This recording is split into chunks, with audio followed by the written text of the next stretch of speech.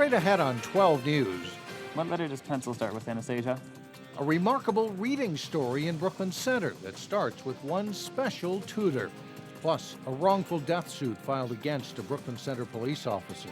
But first, the longest sentence in Minnesota history for sex trafficking crimes. 12 News starts right now. Hello, everyone, and thanks for joining us. I'm Mike Johnson. And I'm Alexandra Renslow. A Brooklyn Park man is sentenced for his role in a large Twin Cities sex trafficking ring. Authorities say Otis Washington and his relatives victimized dozens of vulnerable girls and young women. A Ramsey County judge sentenced Washington to a total of 40 years in prison for 5 convictions. It's the longest sentence for sex trafficking crimes in state history. Washington's brother, also of Brooklyn Park, was sentenced last month. He received 36 years in prison, the state's second longest sentence for such crimes. A mother is suing a Brooklyn Center police officer after a shooting last summer that left her son dead. 24-year-old Edmund Fair was shot and killed by the officer during a traffic stop on Shingle Creek Parkway near I-694. Cassie Bonstrom joins us with more on the suit that claims the officer used excessive force. Yeah, that's right. It says Edmund Fair was handcuffed, unarmed, and posed no threat to anyone when he was shot and killed last August. Fair's mother says the family has suffered immeasurable damage since her son's death, and she wants the officer held responsible. It was the early morning hours of August 23rd when Officer Ryan Soliday pulled over a car full of people on Shingle Creek Parkway. Minutes later, the driver of the car, 24-year-old Edmund Fair, was dead of a gunshot wound to the chest. A civil lawsuit filed by Fair's mother, Elizabeth, says Officer Soliday used a, quote, unwarranted and overzealous display of force when he shot Fair. It states Fair was in handcuffs, had no weapons on him, and was not threatening Officer Soliday or anyone else. Soliday's attorney disputes those claims, saying Fair had a warrant out for his arrest and faced a hefty prison sentence. He says Fair's actions left the officer no choice. It was a life or death struggle. I mean, he got the taser away from the one officer and actually thought it was a gun and was pulling the trigger. Paul Rogoszewski says there's plenty of evidence that clears his client's name, evidence he says Fair's family hasn't seen yet. You have cameras and you have audio. Both the officers are mic'd up and there's a camera. So most of that will come out in the discovery in the civil suit. Now, Elizabeth Fair is asking for more than $1 million in damages related to her son's death. Also, it's important to note that last month a grand jury found that there was no evidence that Soliday broke any laws. Mike. All right, thank you. A Brooklyn Park man is headed to prison for his role in a double homicide last year at a Minneapolis after-hours club. Dominique Sinkfield admitted to shooting and killing a Minneapolis man. He pleaded guilty to manslaughter and was sentenced to nearly 9 years in prison. Prosecutors had sought a more severe second-degree murder charge, but that charge was dropped.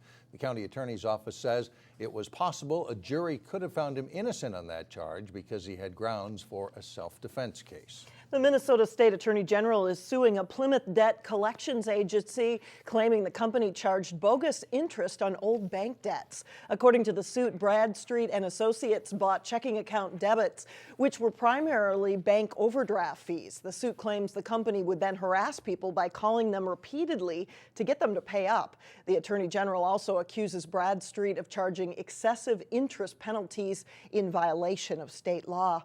12 News tried contacting Bradstreet for comment. The company did not answer calls. The health department says flu is widespread in Minnesota for the second week in a row. 144 people were hospitalized with flu-related symptoms last week. And clinics like HCMC and Brooklyn Center say they expect to start seeing even more flu cases as kids return to school after winter break. And if you get hit by the bug, it's best to act quickly. If you do think that you have symptoms of flu, so again, sudden onset, high fever, body aches, cough, get in right away to see your provider because there is a window. If you're going to start an antiviral medication such as Tamiflu or oseltamivir, it needs to be started within 48 hours of symptom onset. Many of the flu cases this year are the H1N1 strain, which is included in the vaccine this year. Okay. Doctors say it's another reason to get your flu shot. In Maple Grove, first it was the shops at Arbor Lakes, then the fountains at Arbor Lakes, and now the last corner in the commercial heart of the city will be developed. The city administrator tells us a deal has been signed to develop the nearly 40-acre site at the northeast corner of Elm Creek Boulevard and Hemlock Lane North. Opus, the same developer who did the shops and the fountains, will work on this mixed-use project. Maple Grove already has the most retail in the area, second only to the Mall of America, so don't expect this new development to be heavy with retail. They're going to want to have some retail in there to add viability to their development. We're looking probably for a hotel, restaurant, one or two, some offices, some high-end research and development. The city expects Opus will come forward with development plans in the next month or two. Well, today we got a look at what to expect in 2014 from 4 cities in the Northwest Metro. The mayors of Brooklyn Center, Brooklyn Park, Maple Grove, and Osseo spoke at the annual State of the Cities event, and Delane Cleveland was there. He joins us now with more on that. Delane? Yeah, Mike and Alex, today's State of the Cities address provided a snapshot of the expectations for 2014. And if you listen to the 4 mayors who presented today, there are plenty of reasons for them to be optimistic. Welcome again to the 2014 State of the Cities address. This morning in Brooklyn Park, a collection of local city and community leaders gathered to learn more about what 2014 has in store for the Northwest Metro. That's our task today. In Brooklyn Center, Mayor Tim Wilson said the city will get a new water treatment plant, construction will begin on an amphitheater near City Hall, and Shingle Creek Crossing will add new stores. It's getting very exciting now. It's starting to fill up. Starting to be businesses in that whole property. In Brooklyn Park, and so if we want to increase the restaurants and retail in our city, we have to increase the jobs. Mayor Jeff Lundy highlighted the thousands of jobs coming to the city in 2014 with the expansion of the Target campus and new companies like Baxter and Olympus. And so what these jobs will mean to residents who live here is they're going to start to see these restaurants start to appear and these shopping that they've been wanting. Meanwhile, in Maple Grove, one of the main things I wanted to talk about today is our construction projects. Mayor Mark Stephenson praised the fact that construction will begin this fall on the Highway 610 expansion project. This has been a primary goal of most of our communities throughout the region. It's been a project that's been 40 years in the making, and finally we have the funding in which to build it. And finally, in Osseo, there's actually some things happening. Mayor Dwayne Poppy said in 2014 the city will get new apartment units, a new 20-lane shooting range, and the city council will decide where to relocate the Osseo Police Department. We want our police department to figure out how to keep them here and give them a new home. So, I mean, we've been spending a lot of time trying to figure that out and getting that done.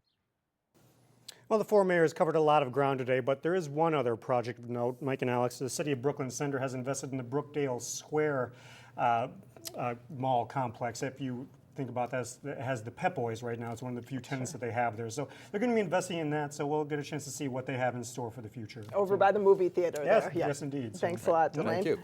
Well, coming up, an inspiring reading assignment with a literacy tutor who's making a big difference. And then a little bit later in sports, the Champlin Park boys basketball team lights up the scoreboard. We catch up with the fast-paced Rebels. But first, what you could call a Minnesota heat wave.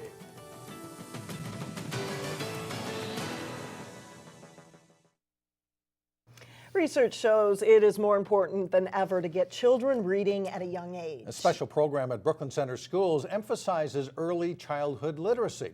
And as Shannon Slatton explains, students this year have a very special tutor. Table 2. One of the first steps toward educational success begins here.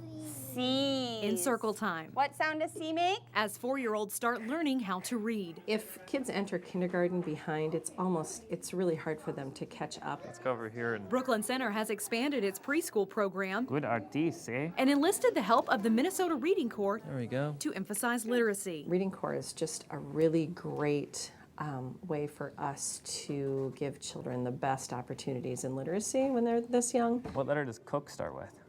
C. Reading Corps members like 23-year-old Jordan Richardson C. know it's much more fun to learn about, say, the letter C. Carl Cook. From Carl the Cook. I'm from Canada, eh? You guessed it, Canada. That's right. Jordan works with students one-on-one and in small groups, What letter does pencil start with, Anastasia? in hopes students share his love for reading. Literacy is actually one of my passions. But Jordan reads his books in a different way. It's like a Braille laptop. Jordan is legally blind. I do call myself blind. Well, at first I thought it was going to be a lot more challenging. I thought the students would make more comments. Jar. But that hasn't been the case. It's been wonderful. Bell. He's been a huge help. Instead, teachers say Jordan has been an invaluable asset. It's been a gift in more than one way. Literacy, and also just because having a male and someone with differing abilities in our classroom, the kids have just really taken to him. In showing a love of reading can apply to everyone. Get them to see books as fun, books as an adventure, so that later on they can be like, oh, reading books. I like that. Good job, guys. Jordan graduated from the University of Minnesota last spring and is currently applying to law schools all around the country. That is so cool, and he's good at this. Good teacher, you can see that. Coming up, a standout student in Maple Grove who teachers say is wise beyond her years. But first, in sports, pro angler Terry Tuma has some tips for catching those winter walleyes. John Jacobson is up next. A pretty strong basketball season for some local teams, and that's not really unusual. No, I mean, we always have 3 or 4 teams that are always in there in the top teams in the state. That's right, and that's going to continue the rest of this year, and now back in action after a couple days off from the snow and the cold. We are nearing the halfway point of the conference schedule in Northwest Suburban Conference boys basketball, and as usual, it is a good conference. The only unbeaten team so far, Champlin Park. The Rebels are 7-0 in league play and 11-1 overall entering Thursday night's game. They're ranked number 4 in Class 4A. With a veteran team and 3 all-conference players returning, the Rebels expected to be strong. They haven't disappointed. Well, I definitely expected us to be good, but it's just the chemistry of our team and the teamwork. It's never been like a team I've been on before, and it's just really unique how close we are, and I think that's what helps us win some games. I expected a lot from our boys, but I think they're stepping up even, reaching their expectations even higher. The boys are playing really hard, playing well together, having a lot of fun, which is part of the game for sure, and, real happy with the way we've done with the conference first time through here. Champlin Park went 2-0 in holiday tournament action in St. Cloud, and they own wins over the 2nd and 3rd place teams in the Northwest Suburban, Armstrong and Osseo. Averaging 85 points per game, it's a Rebels team that isn't built around one star player. Instead, it's a lot of very good players. I feel like we're more as a team. I mean, they can shut down one person. You still got 6, 7 more kids that have to worry about that can score on command. So I think we're just a very dangerous team to be matched up with. I think it helps us because sometimes you see these teams where guys score 40 a night, but they're never winning games. So we're very balanced, and I think that helps. The balance helps us win. The Rebels host Andover Thursday night. Then are at home against Blaine Friday in a makeup from Tuesday's cold weather postponement. Champlin Park is just one of many local boys hoops teams that have gained statewide recognition in the polls. Hopkins is rated 2nd behind defending state champion Apple Valley in the Class 4A poll. After Lakeville North, it's a trio of local teams from the Northwest Suburban with Champlin Park, Armstrong, and Osseo in the 4, 5, and 6 slots. Eden Prairie is the 2nd Lake Conference team in the top 10.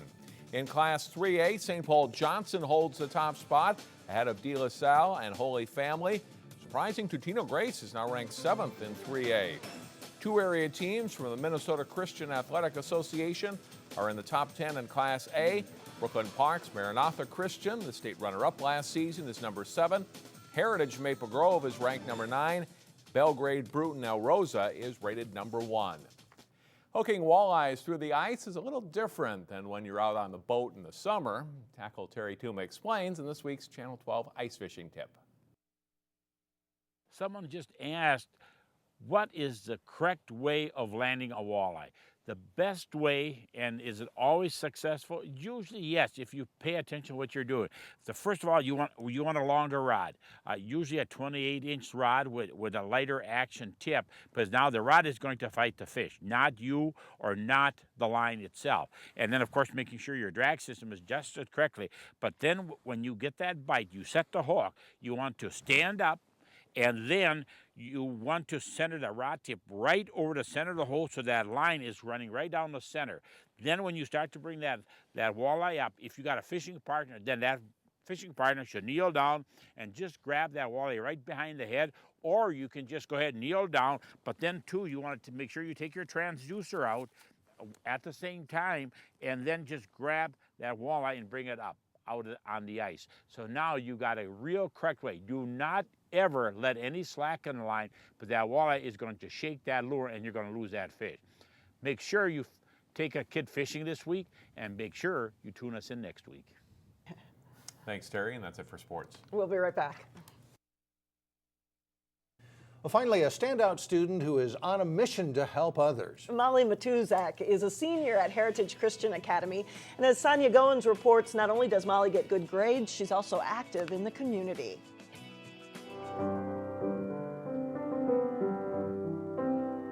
Piano I started playing when I was in 4th grade. When I was younger, I kind of always wanted to play piano. Listen to Molly Matuzak play the piano. And you can tell she's passionate about music. Because I think music is like one of the most tangible ways that we can express human emotion in ways that words just don't do justice.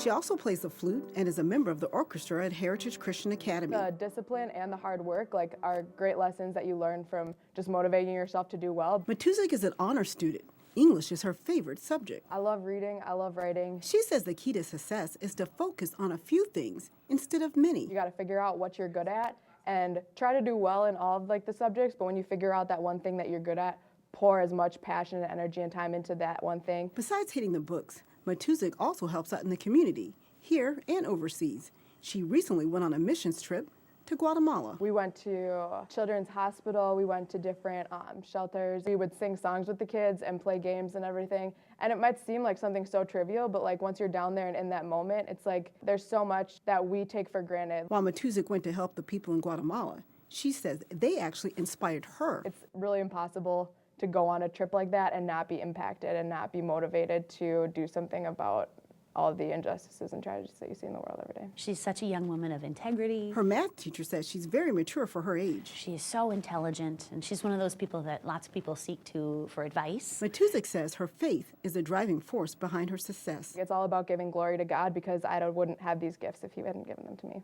I think that she's got a wonderful heart for kids, and I think it's all going to interact somehow in an amazing, adventurous way.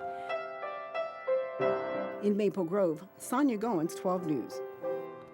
Molly is planning on attending Trinity International University, and she'll major in Christian ministry. That does it for us. Thanks so much for joining us. Stay with us. Community Corner is coming up next, and we'll see you back here again tomorrow beginning at 4.